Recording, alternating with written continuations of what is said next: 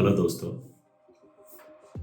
आप कभी हाईवे पे ड्राइव करते रहते हो तो एक मोमेंट ऐसा आता है कि 10-20 किलोमीटर्स आप स्किप कर देते हो, आपको पता भी नहीं चलता वो कैसे पार किए आपके ब्रेन से वो उड़ जाता है। अचानक आप समझते हो 10 किलोमीटर कैसे पार कर गए, क्या हुआ। और ऐसे ही कभी आप गाने सुनते रहते हो या म्यूजिक सुनते रहते हो, उसमें खो जाते हो, एक हाई लेवल स्टेज को पहुंचते हो, बाद में बहुत खुश हो जाते हो, बहुत एनर्जेटिक फील होते हो और अचानक गाना खत्म होता है और आप सोचते हो अरे ये तो वक्त ऐसे ही गुजर गया, क्या हुआ।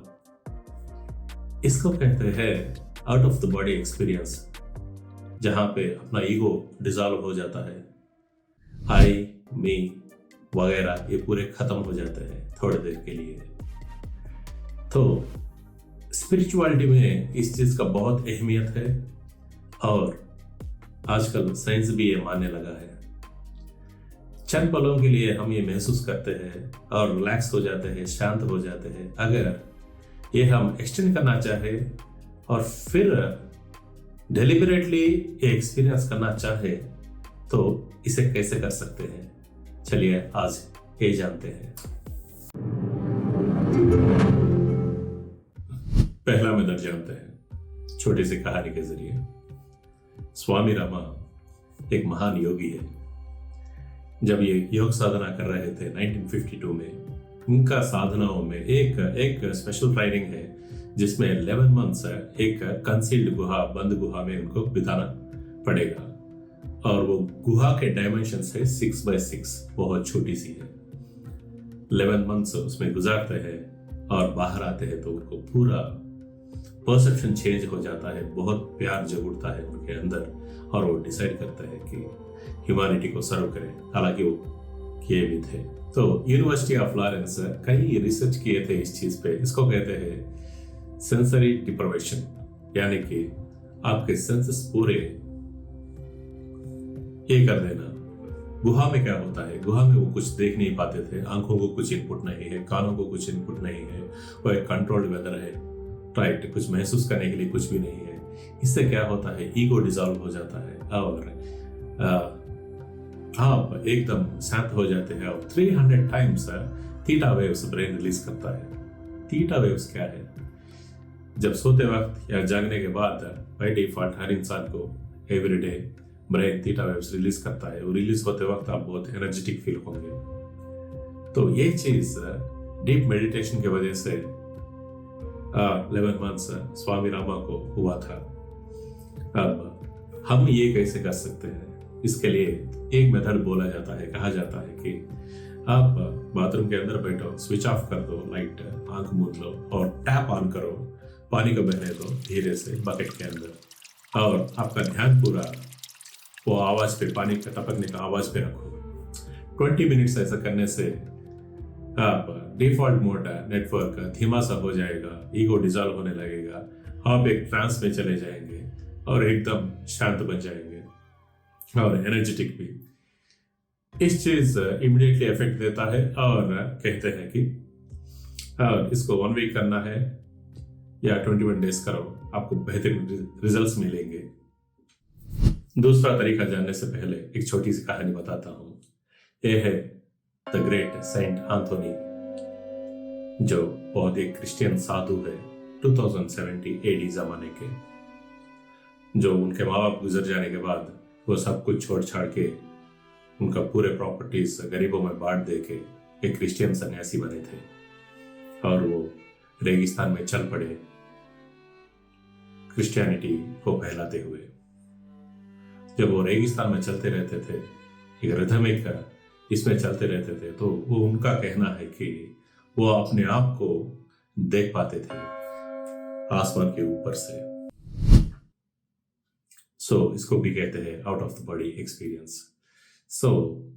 साइंस ये कहता है एक रिपीटेटिव वॉकिंग करने से, रिपीटेटिव एक्टिविटी करने से या वॉकिंग करते रहने से एक रिदम में, तो ब्रेन अल्फा वेव्स को रिलीज करता है।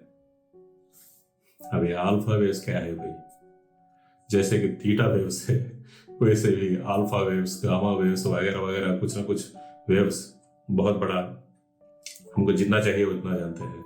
अल्फा वेव्स रिलीज करता है जो आपको बहुत शांत कर देता है और बहुत अलर्ट करता है। तो इस चीज को हम कैसे करें? वॉकिंग करते वक्त एक 45 मिनट्स आप वॉकिंग करते वक्त सिर्फ माइंडफुल वॉकिंग कीजिए। कहते हैं एक टेक्निक, वो जो कहते हैं एक टेक्निक है माइंडफुल वॉकिंग कीजिए। कुछ सुनने का नहीं, कुछ देखने का नहीं, सिर्फ आपके कदमों पे आप और आपके सांस पे ध्यान रखिए। आप चलते रहिए। 10 मिनट के बाद आपको महसूस होगा, आपको पूरा शांत हो जाएगा। You can feel that. 30 minutes के बाद आप एफर्टलेसली वॉक करते रहेंगे। ये भी सब हर कोई जॉगर को पता है, राइट? ये एक मेथड है। जेन मास्टर, जापान के जेन मास्टर्स इसको कहते हैं कि इन मेथड वॉकिंग मेडिटेशन। धीमे तरीके से करने से, एक रिथम में करने से ये पॉसिबल होता है कि हम out of the body experience कर सके। और तीसरा मेथड है अनस्ट्रक्चर्ड डांस। 13th सेंचुरी के जलालुद्दीन रूमी का कहानी बताता हूँ। रूमी स्टार्टिंग में वो एक मौलाना थे, वो एक स्कॉलर थे, वो टीचिंग करते थे, इस्लामिक टीचिंग्स करते रहते थे। तब तक उनके मेंटर नहीं है। उनका मेंटर का नाम है शम्स ऑफ तबरेज। तबरेज आते हैं और जलालुद्दीन रूमी से कहते हैं, जो कि दुनिया के बहुत महान पोएट है, बहुत कविताएं लिखी, मरते दम तक वो 800 years back still his literature is publishing. So वो कहते हैं ये किताबों को छोड़ दे पूरा, इसमें कुछ भी नहीं रखा। वो उनको संगीत सिखाते हैं, डांस सिखाते हैं, कविताएं लिखने के लिए उनको प्रोत्साहित करते हैं। एक वैंडरिंग दरवेश थे, एक सूफी मिस्टिक थे, और मौलाना से, जलालुद्दीन रूमी को मौलाना से एक मिस्टिक बना दिए। वो डांस करते थे, गोल गोल घूमते हुए, घूमते रहते थे। वो एक्सटेसी को पा लेते थे। सो इसे कहते हैं अनस्ट्रक्चर्ड डांस, अनस्ट्रक्चर्ड मूवमेंट। तो इसमें हमारे लिए क्या है? कहते हैं ये भी साइंटिफिकली प्रूवन है। इससे भी आप कंटिन्यूअसली करते रहे, डांस करते रहे, एक रिदम को फॉलो करते हुए, आप मर्जी में आप झूमो, झूम उठो, नाचो, कूदो, कुछ भी करो। Do it for 30 minutes.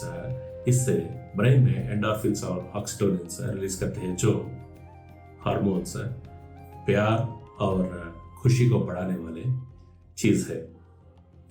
सो एक रूम में म्यूजिक लगाना है, अपना मनपसंद का म्यूजिक लगाना है, और जैसे चाहे शमानिक म्यूजिक बेहतरीन ढंग से काम करता है। ये कहते हैं एक ड्रम बीट कंटिन्यूस आते रहता है। और ट्राइबल्स भी देखिए, अफ्रीकन ट्राइबल्स भी रात पूरा नाचते रहते हैं और नाच के एक्सटेसी को पाते हैं और out of the body experience करते हैं। ये भी ऐसा ही है।